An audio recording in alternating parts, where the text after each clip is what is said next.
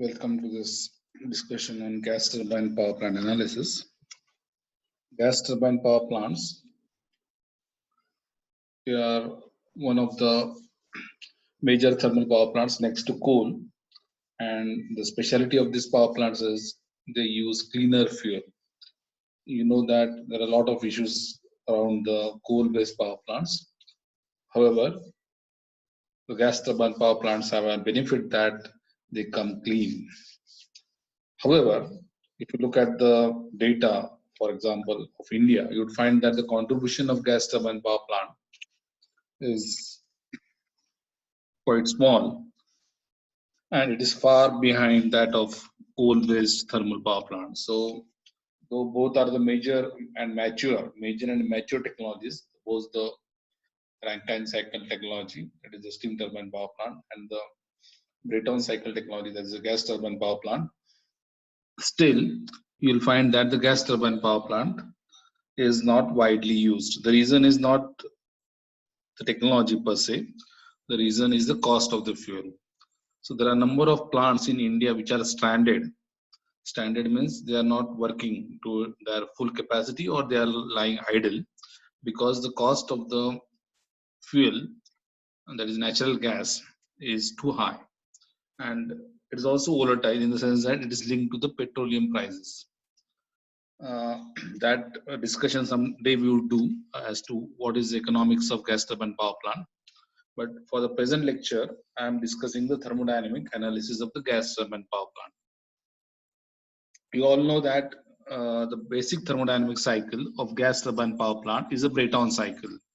And the Brayton cycle, they have four ideal processes.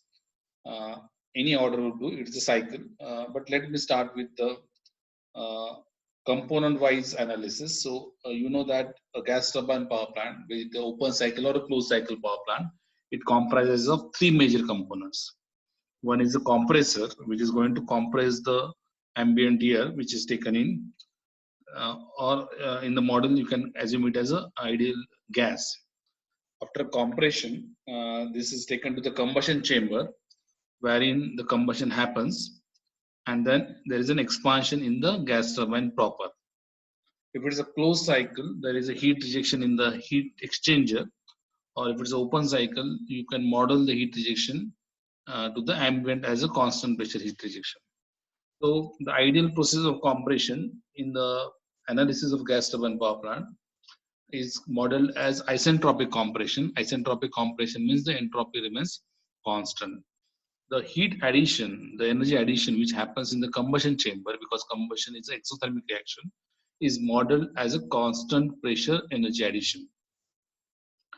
Expansion which happens in the gas turbine is again assumed to be adiabatic and frictionless, hence isentropic. So when the expansion is adiabatic and when it is reversible, that is frictionless, then we can model it as isentropic expansion. Similarly, the heat rejection is modeled as a constant pressure heat rejection. So the four processes, they constitute the Brayton cycle. And if you want to represent those processes on the Brayton cycle on a pressure, volume, and temperature entropy diagram, and they would look like this. Look at this. You'll find that 1 to 2 is a compression, and it is isentropic, meaning that it would follow the curve P into V raised to gamma is equal to constant.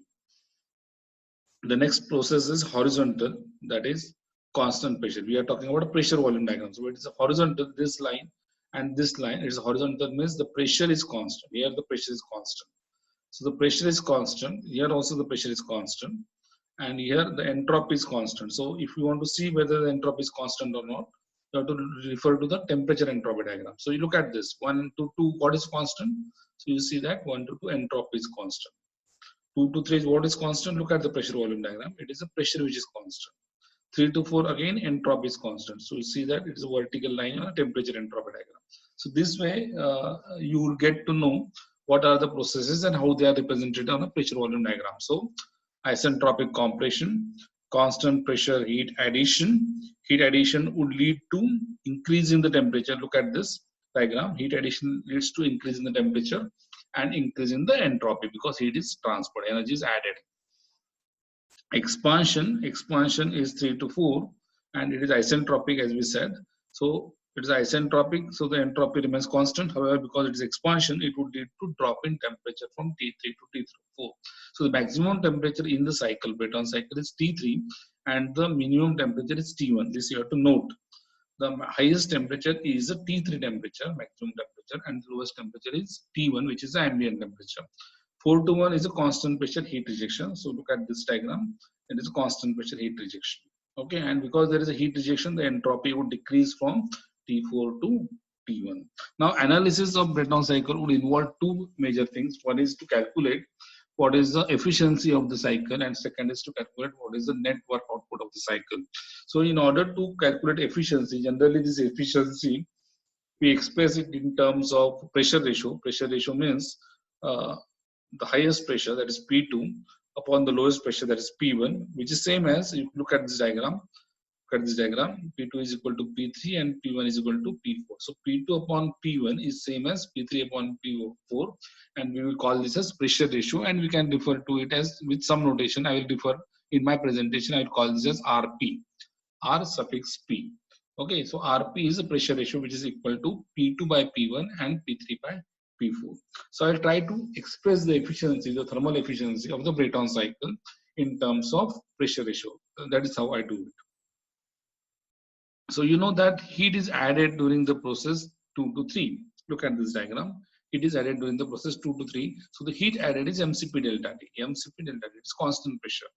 And heat rejection is again at a constant pressure. So it is again MCP delta T. So looking at this, so the heat added would be MCP T3 minus T2, and heat rejected would be MCP T4 minus T1, MCP delta T, MCP delta T. Okay. Now, from the first law of thermodynamics, the work output would be heat supplied minus heat rejected, or energy supplied minus energy rejected. So energy supplied is MCP delta T, energy rejected is MCP delta T. The difference between these two would give you the net work output. Net work output is equal to the turbine work minus the compressor work. So the turbine work minus the compressor work would be the net work output. Now efficiency is the net work output, which is heat supplied minus heat rejected, Q1 minus Q2, upon, it is a thermal efficiency, and you know that it is a gas turbine power plant is a heat engine. So heat engine efficiency, first law efficiency is work upon heat supplied. Work is the difference between heat supplied and heat rejected upon heat supplied. So Q1 minus Q2 upon Q1. Okay, which if you substitute the values, of MCP delta T, MCP delta T, you would get this neat expression in terms of temperature, which is 1 minus T4 minus T1 upon T3 minus T2. Note that T3 is the maximum temperature of the cycle and T1 is the minimum temperature, ambient temperature of the cycle. Okay, now we'll just rearrange this because I am basically aiming for getting an expression in terms of pressure ratio. So what I do is that in this, I write T1, I take T1 outside and T2 outside. So I get this expression as 1 minus T1 in the bracket T4 by T1 minus 1, and T2 outside you get T3 by T2 minus 1. So that is what I get. Now what I do with this is, next is, I express the process 1 to 2 and process 3 to 4 in terms of pressure ratios.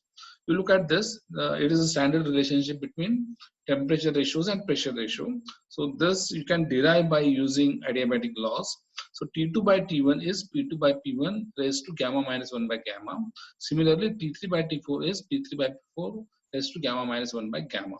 Okay, and because we had already said that P3 by P4 is equal to P2 by P1 and it is equal to RP, which is a pressure ratio, So because these two terms are equal, it follows that these temperature ratios are also equal. So T2 by T1 is equal to T3 by T4. Rearranging this, it would be T4 by T1 is equal to T3 by T2.